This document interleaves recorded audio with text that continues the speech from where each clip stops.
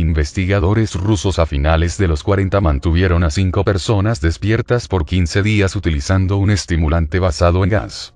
Los tuvieron encerrados en un ambiente sellado para monitorear cuidadosamente el uso de oxígeno, de manera que el gas no los matase, debido a las altas concentraciones de este. Esto fue antes de que existiera el circuito cerrado, por lo que tuvieron que usar micrófonos y ventanas con grosor de 5 pulgadas para observar a los sujetos. El cuarto estaba lleno de libros, algunas mantas en el suelo, agua corriente, baño y la suficiente cantidad de comida para que los 5 sobrevivieran por un mes. Los sujetos de prueba eran prisioneros políticos y de guerra declarados enemigos del Estado durante la Segunda Guerra Mundial. Todo estuvo bien por los primeros 5 días. Los sujetos rara vez se quejaban después de que, falsamente, se les había prometido su libertad si aceptaban tomar parte de la prueba y no dormir por 15 días. Sus conversaciones y actividades fueron monitoreadas y los científicos notaron que conforme pasaba el tiempo, ellos hablaban sobre incidentes traumáticos de su pasado. Después de 5 días se empezaron a quejar de las circunstancias y eventos que los llevaron a donde estaban y empezaron a demostrar paranoia severa. Dejaron de hablar entre ellos, y comenzaron a murmurar de manera alterna en los micrófonos. De manera extraña, todos parecían creer que podían ganar la confianza de sus captores si traicionaban a sus camaradas. En un principio se creyó que esto era un efecto del gas. Después de 9 días, el primero de ellos empezó a gritar. Corría por todo el cuarto gritando repetidamente por 3 horas seguidas. Después, trató de continuar gritando, pero solo podía dar un grito ocasional. Los científicos postularon que físicamente se había destrozado las cuerdas vocales. La parte más sorprendente de este comportamiento fue cómo sus compañeros reaccionaron a esto.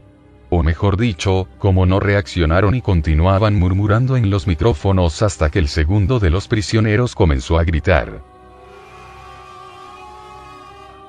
2 de los prisioneros que no gritaban, tomaron los libros y llenaron página tras página de sus propias heces, y de manera calmada, los pusieron sobre las ventanas del cuarto. Los gritos cesaron de repente. Al igual que los murmullos de los micrófonos. Pasaron otros 3 días. Los investigadores checaban los micrófonos constantemente para asegurarse de que trabajaban, porque creían que era imposible no escuchar sonidos con 5 personas dentro. El consumo de oxígeno indicaba que los 5 debían seguir vivos. De hecho, el consumo de oxígeno era el necesario para 5 personas que hacían ejercicio extenuante. En la mañana del 14º día, los investigadores hicieron algo que no debían hacer para llamar la atención de los prisioneros. Utilizaron el intercom dentro del cuarto, esperando provocar respuestas de los prisioneros, pues temían que estuviesen muertos, o en estado vegetal. Abriremos el cuarto para probar los micrófonos. Aléjense de las puertas y acuéstense con las manos atrás en el piso o se les disparará. Se le otorgará la libertad a uno de ustedes si obedecen. Para su sorpresa, escucharon solo una frase, con voz calmada. No queremos ser liberados. Hubo gran debate entre los investigadores y fuerzas militares que financiaban el proyecto. Sin poder provocar más respuestas utilizando el intercom, finalmente se decidió abrir el cuarto a la medianoche del día número 15. Se limpió el gas del cuarto, y se llenó de aire fresco. E inmediatamente, voces de los micrófonos empezaron a objetar. 3 voces diferentes rogaban por la vida de sus seres queridos, que encendieran el gas nuevamente. Se abrió el cuarto para sacar a los prisioneros. Gritaron más fuerte que nunca, al igual que los soldados, cuando vieron lo que había dentro. 4 de los sujetos seguían vivos. Las raciones de los pasados 5 días no habían sido tocadas. Habían pedazos de carne de las costillas y pantorrillas del sujeto muerto colocados dentro del drenaje del centro del cuarto bloqueándolo, permitiendo que 4 pulgadas de agua se acumulara en el piso. Los 4 sobrevivientes también tenían pedazos de piel y carne arrancada de sus cuerpos. La destrucción de tejidos y la exposición de huesos en la punta de sus dedos indicaba que las heridas fueron infligidas por las manos, y no con los dientes, como era de suponerse. Al examinarlos, se descubrió que la mayoría de las heridas fueron autoinfligidas en su mayoría. La piel y los órganos detrás de las costillas fueron removidos, mientras que el corazón, los pulmones y el diafragma seguían en su lugar. El tracto digestivo de los 4 sujetos podía verse trabajar, digiriendo comida. Rápidamente se hizo aparente estaban digiriendo su propia carne, y que ellos la arrancaron y se la comieron en el transcurso de los días. La mayoría de los soldados eran fuerzas especiales rusas en las instalaciones, pero aún así, muchos se negaron a regresar al cuarto para sacar a los prisioneros.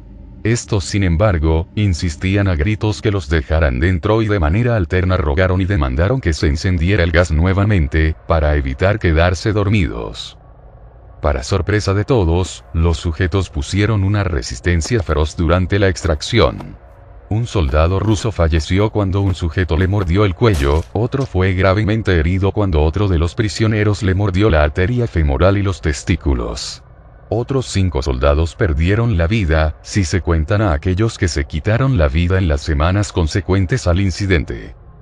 Durante la lucha, uno de los prisioneros dañó su vaso, sangrando de manera casi inmediata. Se intentó sedar al sujeto, pero fue imposible. Se le inyectó más de 10 veces de la dosis humana de morfina, y aún así luchó como un animal rodeado, rompiendo las costillas y un brazo de un doctor.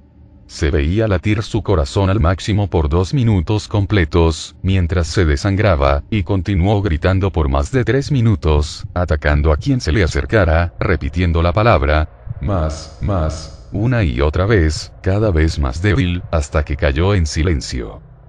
Los otros 3 sobrevivientes, fueron inmovilizados fuertemente y llevados hacia instalaciones médicas. 2 de ellos, con cuerdas vocales intactas, demandaban continuamente más gas para permanecer despiertos. El más herido de los 3, fue llevado al único cuarto de cirugía que había en las instalaciones. En el proceso de su preparación para colocar nuevamente sus órganos en su lugar, se notó que el sujeto era totalmente inmune a los sedantes. Peleó furiosamente cuando el gas anestésico se le estaba colocando. Se necesitó un poco más de anestesia de la normal para sedarlo, pero al momento que sus ojos se cerraron, su corazón se detuvo. En la autopsia, se encontró que en su sangre había 3 veces la cantidad normal de oxígeno. También se rompió 9 huesos en la lucha para no ser controlado. El segundo sobreviviente, era el que primero gritó del grupo. Con sus cuerdas vocales destruidas, él no pudo objetar la cirugía, y solo reaccionaba agitando violentamente la cabeza en desacuerdo cuando se le administraba el gas anestésico. Afirmó violentamente con la cabeza cuando alguien sugirió hacer la cirugía sin anestesia, y no reaccionó durante la misma, que duró 6 horas en la cual se intentó reemplazar sus órganos abdominales y cubrirlo con lo que quedaba de su piel. El cirujano afirmó que era médicamente imposible que el sujeto siguiera con vida. Una enfermera aterrada que ayudó en la cirugía, comentó que la boca del paciente formaba una sonrisa cada vez que sus ojos se encontraban. Cuando la cirugía terminó, el sujeto miró al cirujano y empezó a hacer sonidos fuertemente, como tratando de hablar. Asumiendo que esto era de gran importancia, el cirujano le entregó un papel y una pluma, para que el paciente pudiera comunicarse. Sigue cortando. Se le hizo la misma cirugía sin anestesia a los otros 2 sujetos. Se les tuvo que inyectar un paralítico, pues ellos reían constantemente, y le era imposible realizar la operación al cirujano. Una vez paralizados, solo podían interactuar con sus ojos.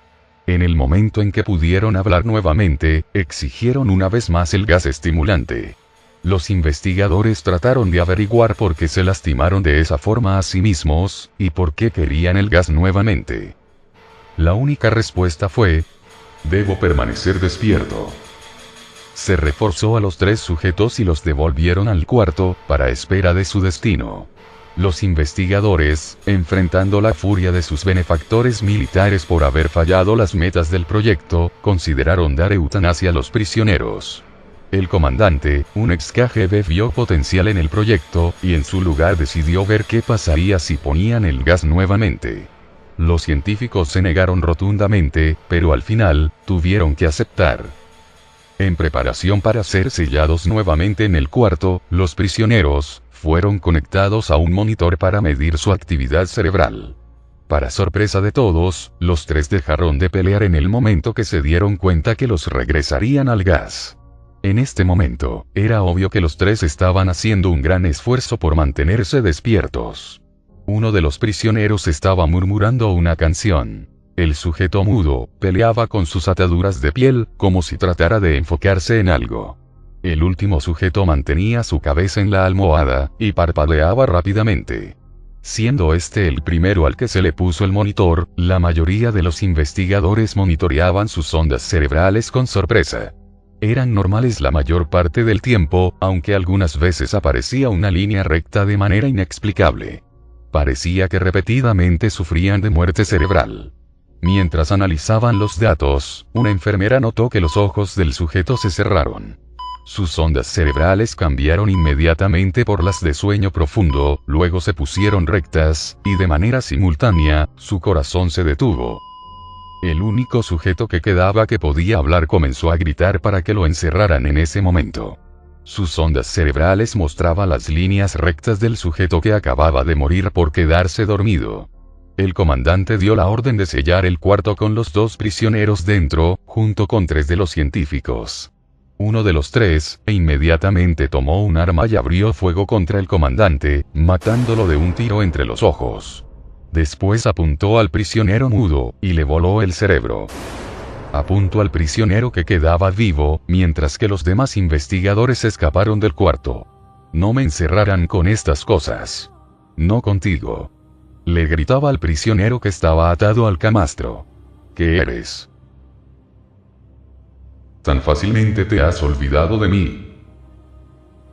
El prisionero preguntó. Somos ustedes. Somos la locura que está encerrada en todos ustedes, rogando por libertad en cada momento de tu vida, desde lo más profundo de tu mente primitiva. Somos aquello de lo que te escondes en tu cama todas las noches. Somos lo que duermes y silencias y paralizas cuando te vas a tu cielo nocturno, donde no te podemos alcanzar. El investigador hizo una pausa. Apuntó al corazón del prisionero y disparó.